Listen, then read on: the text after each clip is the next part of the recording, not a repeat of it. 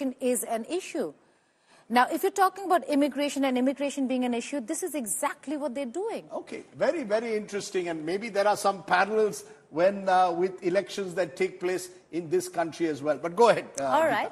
Now, the Democratic Vice President Kamala Harris is competing with Trump to win over Puerto Rican communities in Pennsylvania and other swing states. Now, this time, approximately 244 million people are eligible to vote in the upcoming U.S. presidential election on the 5th of November. 4 years ago, about two-thirds of these eligible voters participated. This time, the outcome of the presidential election will hinge less on the national voter turnout and more on a few thousand voters in key battleground or swing states. Here's why.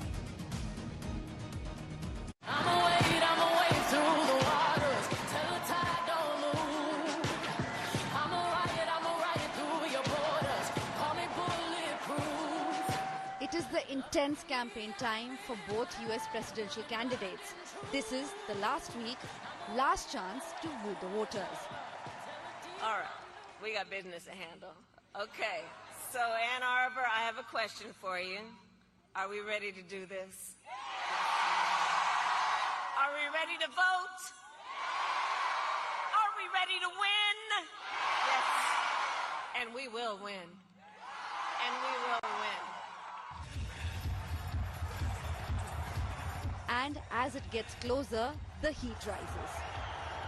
You know, she's not a nice person. Does anybody know that she is not a nice person? In case you had any ideas. Did you see she used the F word the other day? She thought she was talking without a camera on. She used the F word. Did you see that? Oh, it's terrible. If that ever happened to me, it would have been front page headlines. Oh, boy, oh, boy. No, they got her using the wrong word, camera. In the last leg, both candidates have decided to go full throttle on the swing state campaigning. There are 7 states in the election, the ones that do not favor any one party over the other. Arizona with 11 electoral votes. Both Georgia and North Carolina hold 16 electoral votes each. And Pennsylvania has the maximum 19 electoral votes, while Nevada has 6, Wisconsin 10, and Michigan 15. Whosoever is able to swing these 7 states or scores the maximum among them will hit the home run. So it's all daggers out campaign at this crucial last hour. And we're closer to World War III than we've ever been. We've never been so close, and we're going to be closer yet, because we have people that don't know what they're doing unless we win. But even then, you have a period of time before January 20th, and we're going to win this thing. We got to win this thing, and if we don't win it, we're not going to have a country. It's not going to be good. But I hear everything from what I hear is it's not only going to be a victory, it's going to be a big, fat, beautiful victory. That's what we do.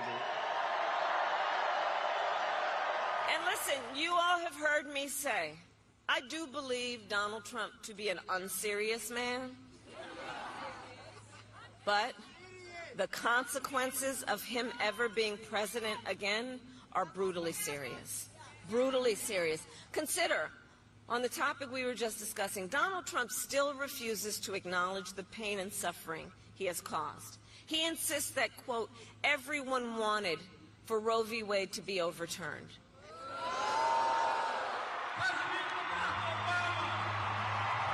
Democrats had Obama rallying hard for Kamala Harris. His name is Elon Musk. Republican nominee lured the crowd with the promise to bring the tech giant Musk on board if he's the president. And we're going to bring Elon in. So he doesn't need to be a secretary. He doesn't want to be secretary. He wants to be a man that can cut costs, have you live even better. You're not going to be affected. But I think he said $2 trillion. And nobody would do it better than him, and he's going to do it very responsibly, and we have to, it's amazing that, you know, he just wants the country. That's why he endorsed me very strongly. Elon Musk, the guy is incredible. And he endorsed me so, and you know where he is right now?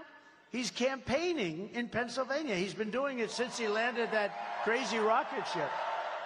We have to reject the kind of politics of division and hatred that we saw represented.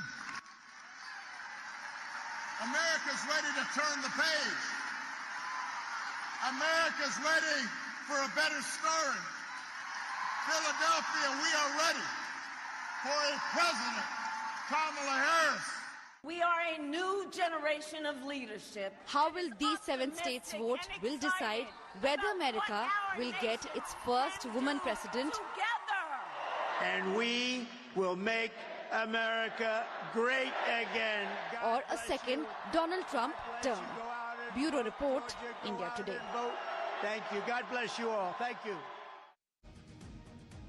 Now, elections are also about poll data, Rajdeep, and we have pollsters who are giving out data and numbers almost on a daily basis. Ipsos is one such agency. Clifford Young, president of Ipsos Public Affairs, joins us to discuss what's happening on the ground. Thank you so much, Clifford, for joining us here on the India Today network. Now, for our viewers, explain to us which are the swing states this time around, because they do keep changing every election, barring a few states, and what are the factors that really make them too close to call? Yes, and so in the United States, there's no such thing as a popular vote, like summing up the entire population that voted and then whomever is in the lead wins. Indeed, in the United States, there are 50 separate state elections. And the swing states are those states that are very close, and they ultimately decide whether one candidate wins or not. There's 7 in total. Those 7 are Michigan, Wisconsin, and Pennsylvania. They're in the Midwest. They're in what we call the Rust Belt, the old factory region. We have 2 states in the West, Nevada and Arizona. And then we have 2 states in the South, Georgia and North Carolina. Those 7 states ultimately decide the election because they're the states that are the closest. They swing back and forth from Republican and Democrat. And those are the states we're focused on.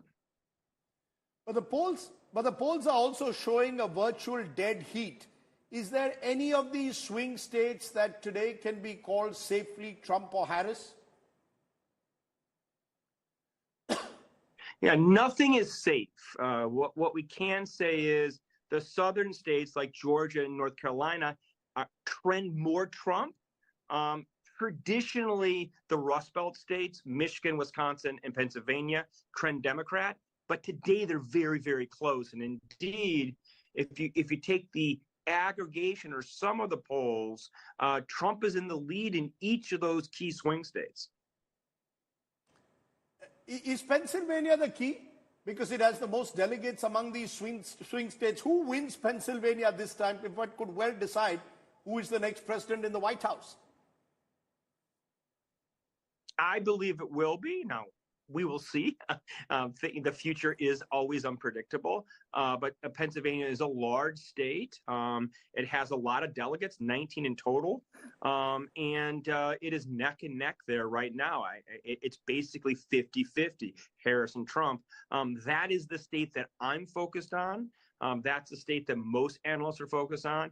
And indeed, I believe that will be the state that ultimately defines and decides who goes to the White House. Right. Clifford, now, would it be right to say that Trump really has the momentum now because he's really closed in on the points? There's just a point difference between Trump and Harris. Has he really managed to catch on? Yes, and so at the national level, he has narrowed the difference. Harris is still in the lead because she leads by a lot in states like California and New York.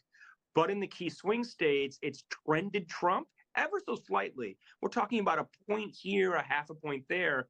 But in each of the swing states, he's made up ground. And indeed, depending on how you put the data together, he leads in all those 7 swing states.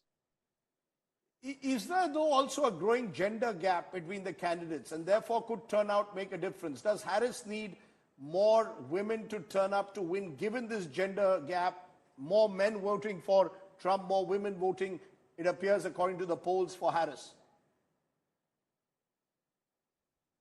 Yeah, and so it will be about turnout. I mean, we're talking about a 0.5% or 1% in these states. Indeed, maybe we're only talking about 200,000 votes or so in the key swing states. And so it will be about turnout, turnout, turnout, getting your base out. The Trump camp is really emphasizing not just the economy, but immigration. The Harris side is not emphasizing just the economy, but they're emphasizing threats to democracy. On both sides, they want to get their people out because that could define ultimately who wins the election. When it comes to women, it's a key constituency, obviously, versus men.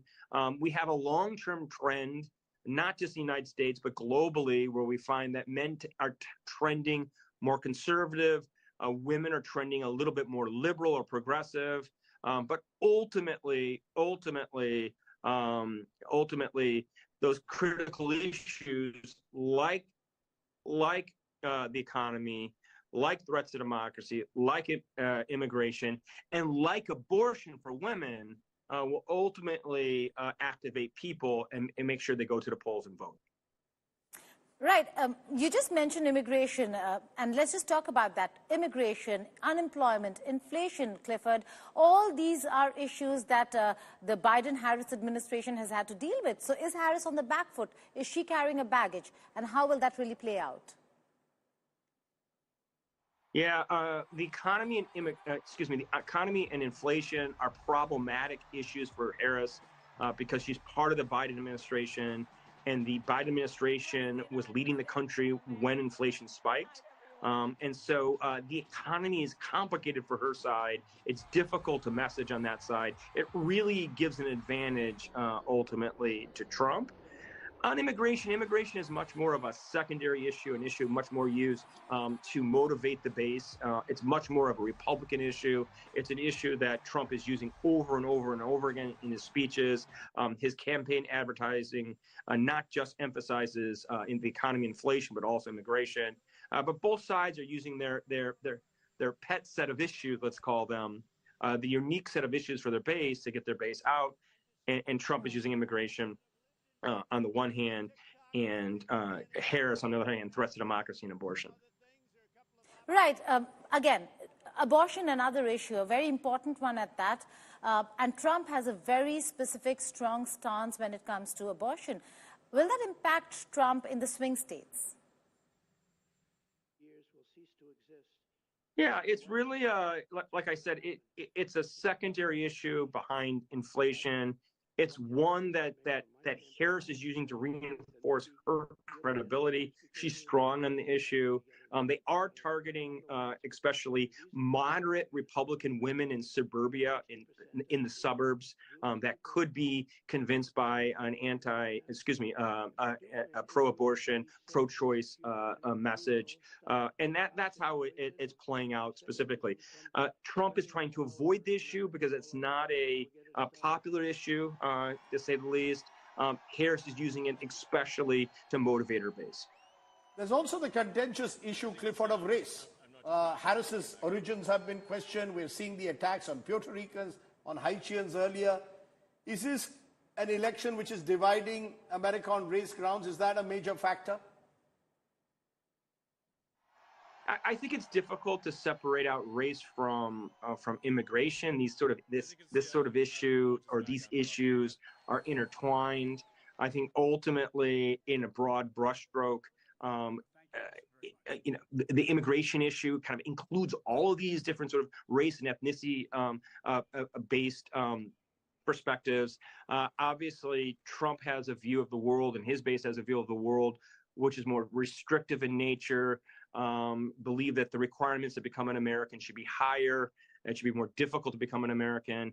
And obviously, on the other hand, Harris represents a trend in America where the belief is that America is a diverse place.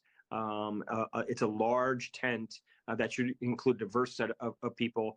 And this sort of tension or dispute is playing itself out in the election today. Okay, 4 days to go? 5 days to go for exactly a week. Sorry, I'm getting my dates wrong. Exactly a week to go to Super Tuesday. What, according to you, Clifford, could now make that difference between now and polling day a week from now? Yeah, that's excluding a surprise, which is always a surprise, right? I just think that the campaigns have to focus, especially on their core messages, inflation and the economy, and then those specific messages that resonate with their base to get them out to the polls. That's immigration on Trump's side. That's threats to democracy and abortion on Harris's side. And I think that they need to be laser focused between now and then, and obviously focus on the swing states, especially Pennsylvania. Clifford Young, thank you so much for joining us here on the India Today Network. We'll keep coming back to you to understand what's happening on the ground, because this is really going to get interesting, Rajdeep. This is just the last week before the day, 5th of November, when the country will decide. And I was fascinated when Clifford said 200,000 votes. In a country as large as America, 200,000 votes eventually are going to make the big difference.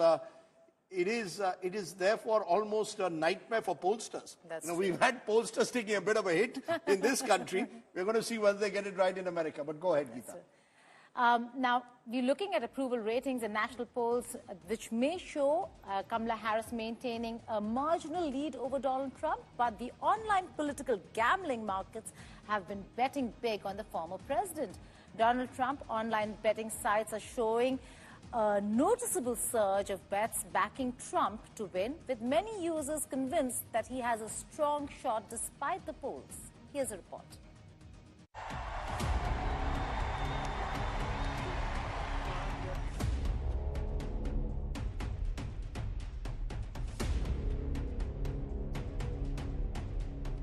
These aren't your usual political pundits. They are bettors. Sites like Odds Checker and Kalshi are reporting that wagers on Trump have spiked. And he's currently edging out his competition in the betting world, even if the pollsters are saying otherwise. What's interesting is that betting odds can be more than just numbers. They're often seen as a reflection of public sentiment and confidence. Bettors across the globe seem to think Trump's got a shot. The odds for Trump have tightened in the last week, and his betting market support could be a mix of faith, hope, and maybe a little gamble on the unexpected. Currently, Trump holds a 51.1% chance of winning the 2024 election, compared to Harris's 47.6%. This is according to the Real Clear Politics average of betting markets. In the betting world, this isn't just a reflection of voter support, but also a financial opportunity. As more gamblers put money on him, the odds shorten, making him an attractive, potentially high-yield risk in the eyes of these betting enthusiasts. But now the question is, why are people betting on Trump when polling data shows the race could go either way? Analysts suggest several reasons.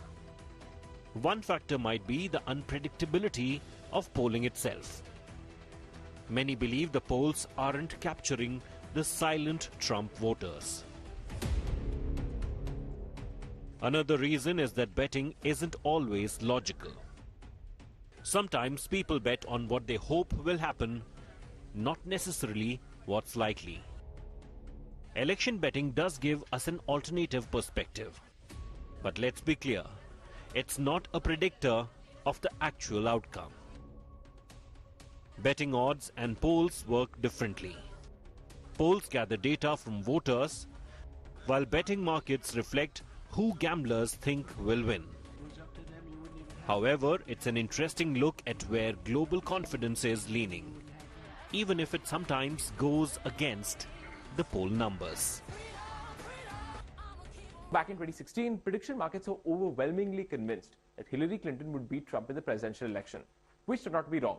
But so were the polls. Similarly, in 2022, these betting markets predicted a red wave for Republicans in that year's congressional elections, which simply did not materialize. So, which is better? Polls are generally great at telling us what voters are saying, but prediction markets are a unique way to gauge what the people are willing to put their money behind. Both have strengths, but neither is crystal ball. Right now, the race is close, And whether the polls or the markets get it right in 2024 will be interesting to watch. With Shashank Mattu, Bureau Report, India Today.